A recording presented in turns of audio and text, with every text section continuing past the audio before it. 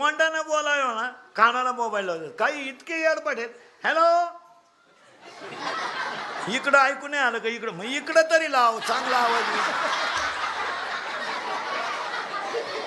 काय बावळ्याचा बाजार आहे. हॅलो हॅलो काय असे तिरपे बोलत येत. हॅलो हॅलो हॅलो काय नाही ए हॅलो पुढे आवाज येत नाही का.